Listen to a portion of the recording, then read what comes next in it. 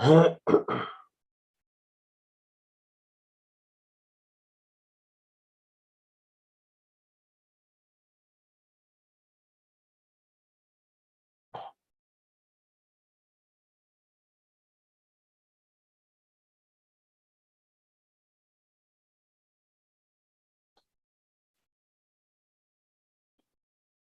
Rabbi.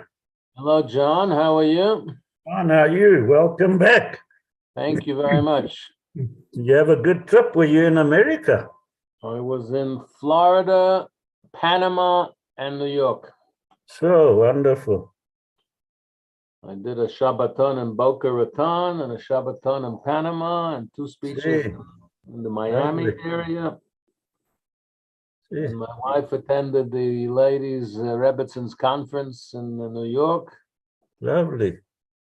And then we're back for a while. You're getting around, eh? No, I haven't traveled as much in my life as I have in the last 15 months. I did 18 cities around the world. Amazing. Amazing. But please God, as long as we have health, absolutely. Comes a time when it becomes difficult, and so we want to do as much as we can while we still can. Exactly. Good for you. So you're doing when you travel, you're doing a lot of talks. Yeah, I do lectures and I do sermons and I do a whole Shabbos program and. Oh, lovely. I have and a lot of your family is in the States, aren't they? I have a brother and sister in New York. I have children in Philadelphia and Hawaii. Okay. Philadelphia came to New York to see us. Hawaii didn't. Yeah. Hawaii is quite a trip. Yes. Got to first get to California and then to Hawaii, in the middle of the Pacific Ocean. It's not around the corner. Yeah. I have a daughter in Uruguay. I have a son in Melbourne. So if you have a private jet sitting around doing nothing, let me know.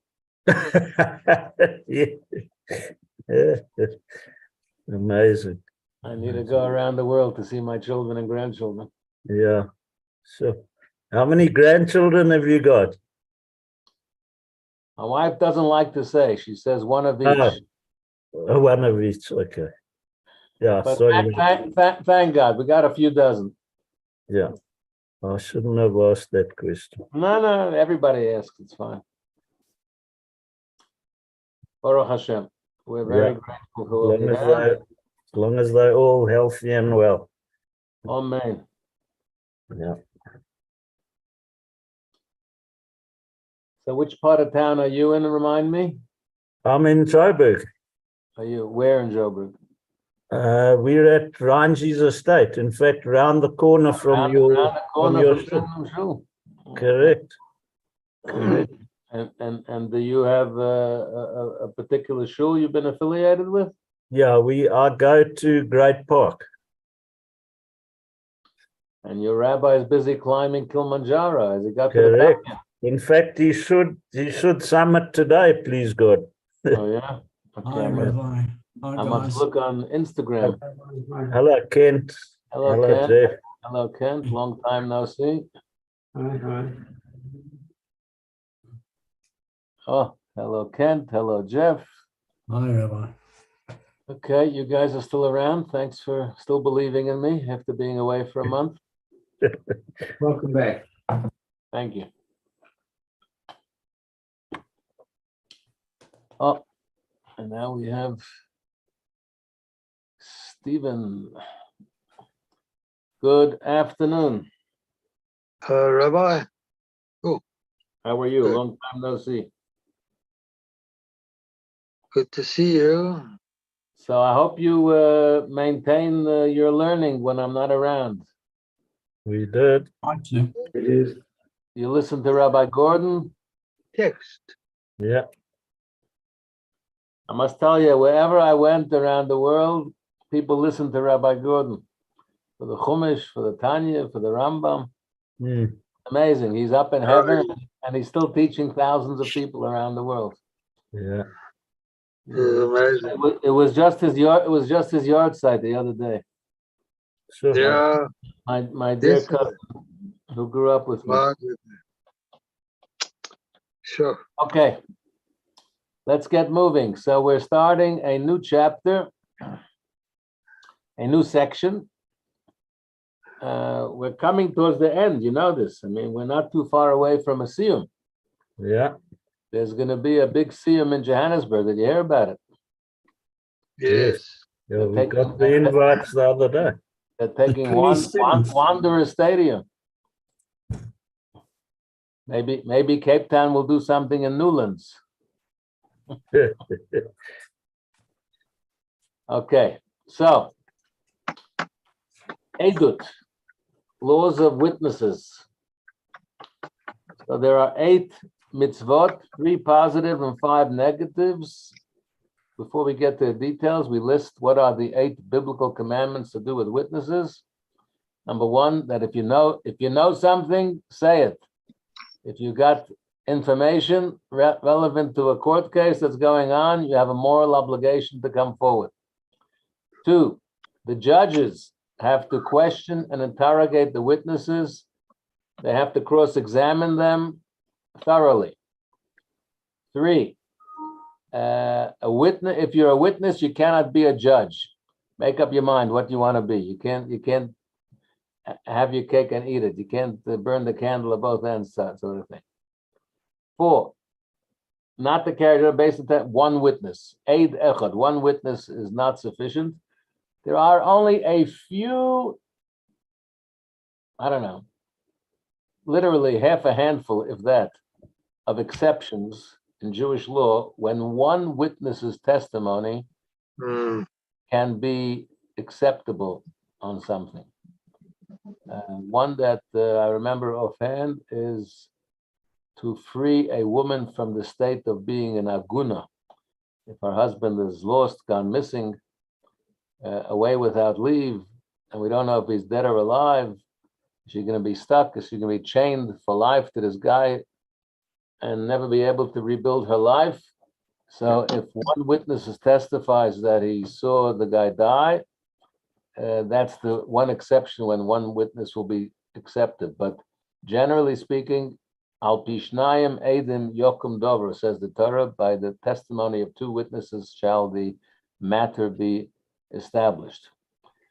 5, not to accept the person who is a transgressor as a witness. How do we know a person is credible, is believable, is reliable? So he has to be a God-fearing, committed Jew, and then we will have faith that he's not going to lie in court. But if Judaism doesn't mean anything to you, what's to stop you from lying in court? Number 6, not to accept a relative.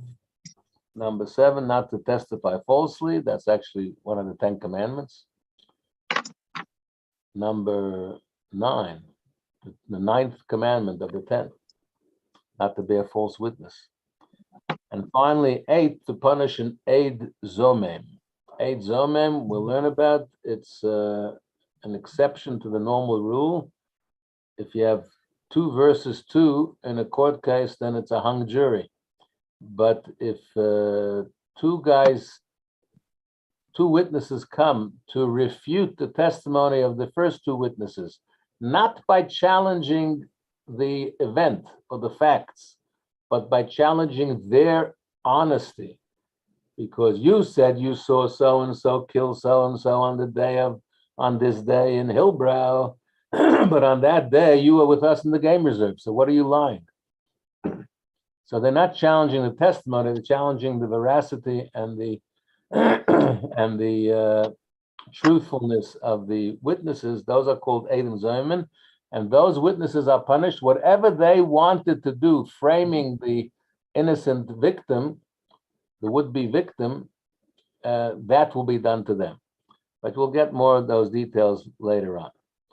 Okay, number 1, Halacha Aleph, Ha'ed mitzuve lahoed bebet din bechol edut sheyadeh. A witness is commanded to testify in court with regard to all pertinent testimony that he knows. So if you know something, you have a moral obligation to come forward. This applies whether the testimony will cause his colleague to be held liable or that will vindicate him. He might be your friend, he might be your enemy, whatever. The judge will decide if you're biased, if they'll accept your testimony, but you have an obligation to testify if you have information. When it comes to monetary matters, not life and death cases, but financial issues, then you're only obligated if you are summoned. You get a summons to come. And we have a verse for that. Should he witness, see, or know something about this matter? If he does not testify, he will bear his sin, meaning he will be considered sinful and liable. Now, there are some exceptions. Let's say Moshe Rabbeinu himself, the leader of the generation, the great holy rabbi, a tzaddik who's 90 years old with a long white beard and he's a bit frail, and he knows information. If the witness was a wise man of great stature and the judges of the court themselves did not possess the same degree of wisdom that he has, they are lesser scholars than he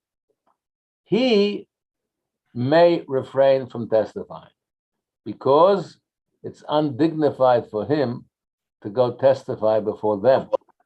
He is their master. He is their greater than them.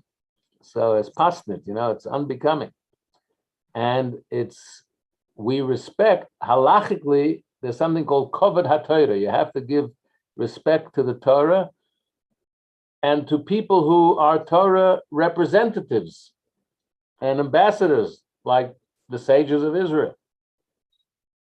And so it's unbecoming, it's not bekovidik for such a great sage to have to be hauled before the court of lesser sages. So there's a positive commandment to honor the Torah, and there's a negative commandment not to withhold testimony. So we have a principle that a positive trumps a negative. So the positive commandment takes precedence to the negative. Now, this applies only concerning financial matters.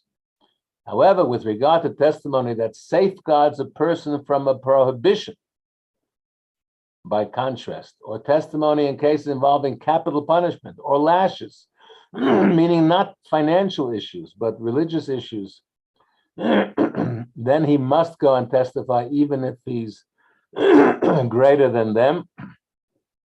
The verse in Proverbs, Ein chochma ve'ein tfunul neged Hashem, there's no wisdom or anything before God, meaning that wherever there's a desecration of God's name, there's a chilul Hashem possible here. We're not concerned about the honor and the kovod of this master, of this great rabbi. We rather want to make sure that justice is done.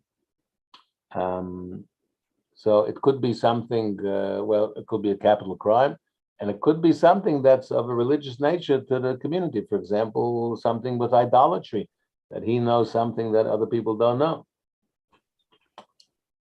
If he doesn't come, people might be guilty of paganism.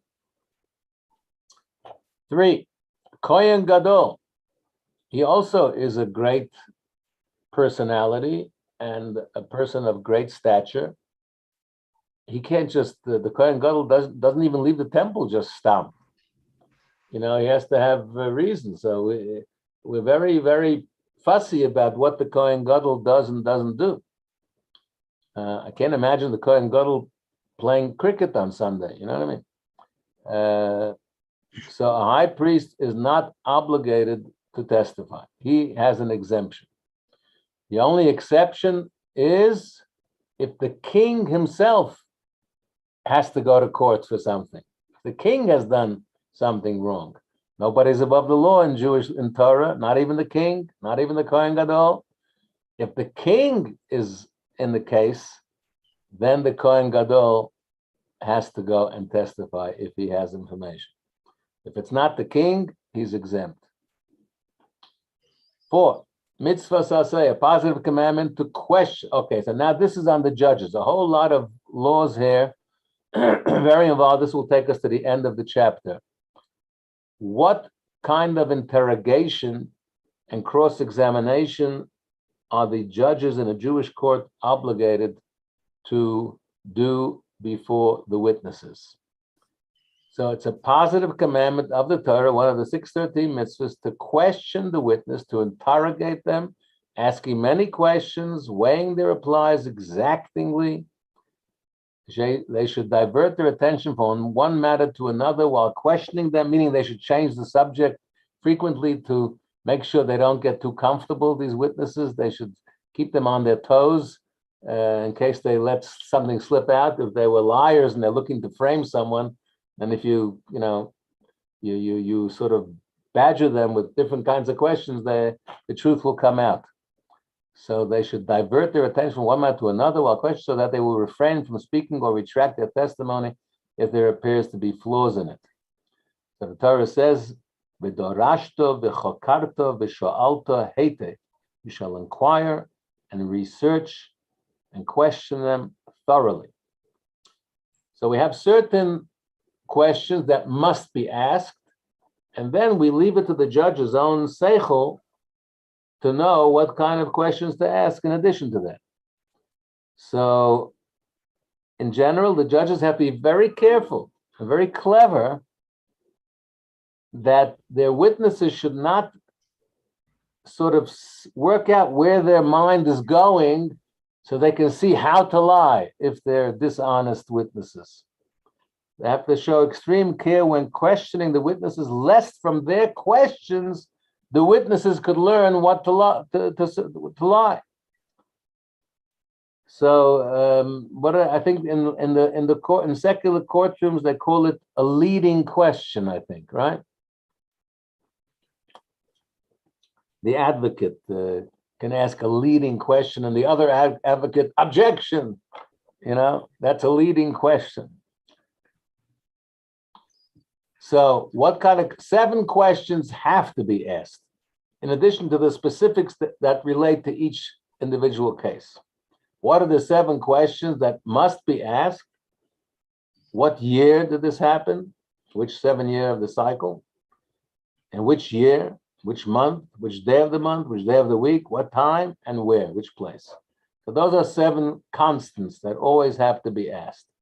Even if the witness says he killed him today, or yesterday, we still have to ask him what year, what date, the month, what week.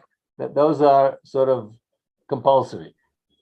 Now, in addition to these 7 questions, which are always asked, the judges have to inquire into the fundamental issues of this particular case, obviously.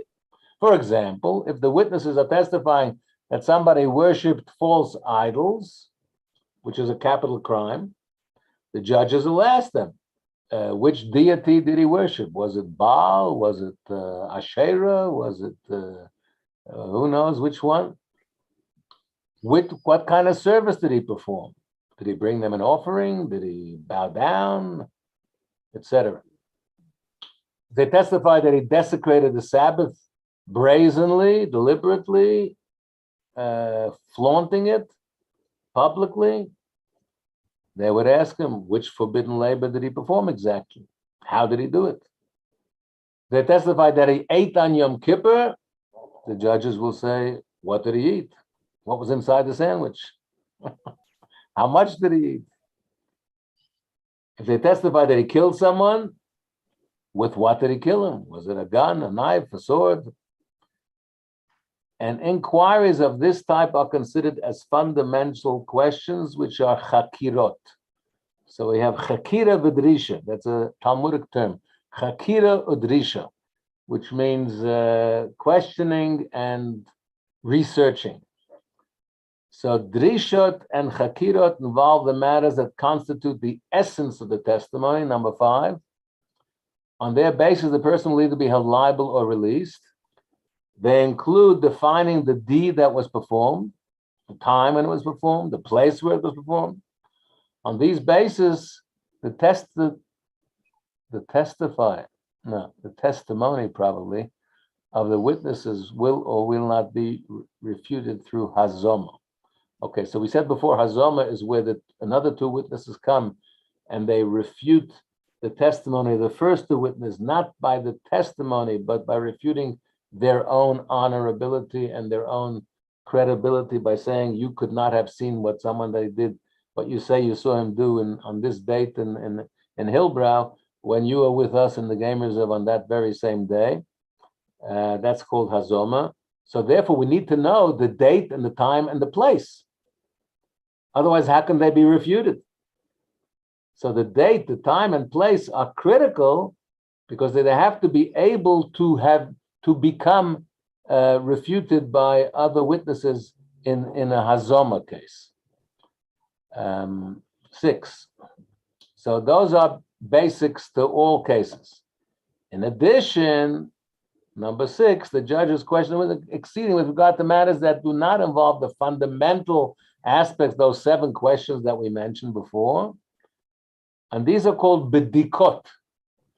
Bidikot is examinations.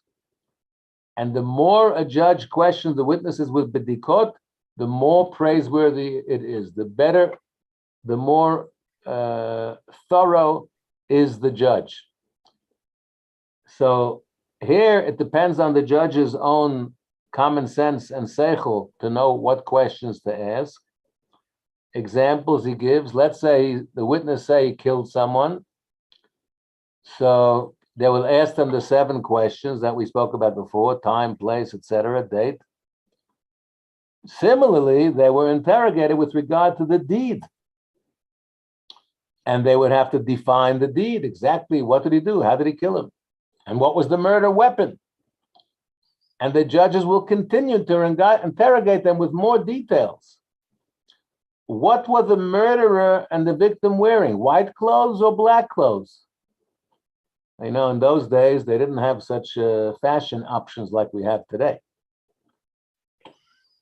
Today, you'd have to say, was he wearing a suit or was he wearing jeans? Was he wearing a button-down shirt or a t-shirt? Was he wearing a balaclava or a COVID mask?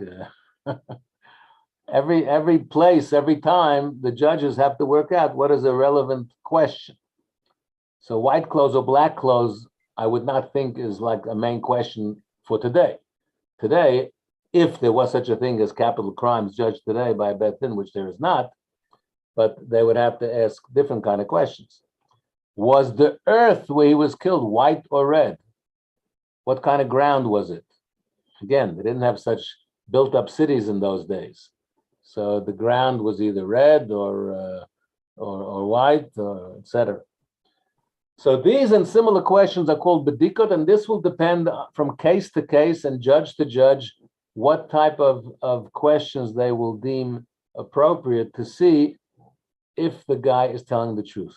And don't forget, well, I'm sure we'll learn it later, that if there's 2 witnesses, they will have them in separate chambers and ask them the same questions of both witnesses and compare the notes of these 2 witnesses.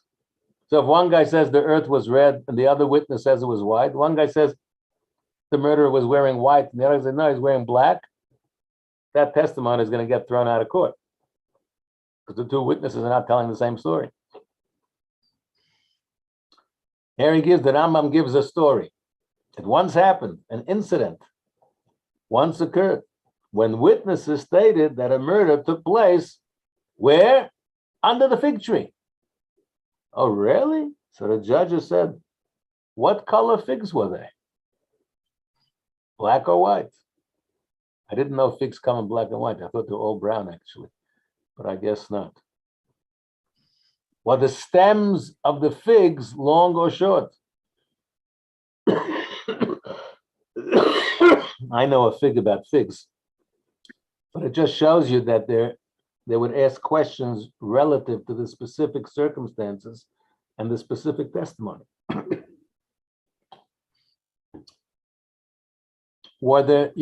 And the more a judge will question the witnesses with bedikot such as these, the more praiseworthy it is.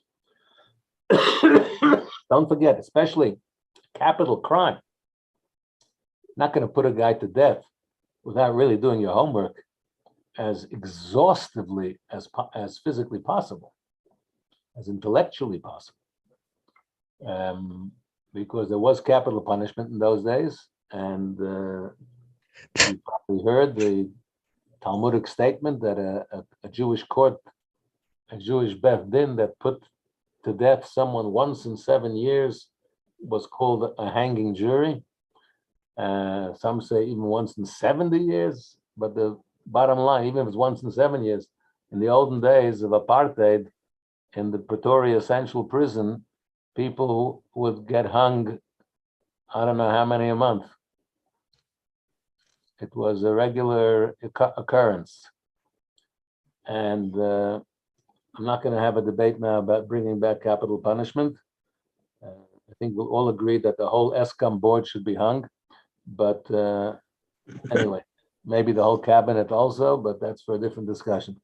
Okay. Quiz. If a person knows testimony, is he commanded to testify? Only if he gets a summons, only with regard to finance. It depends if it's financial or capital. I thought he had to do it in any case. Number 3. Yes.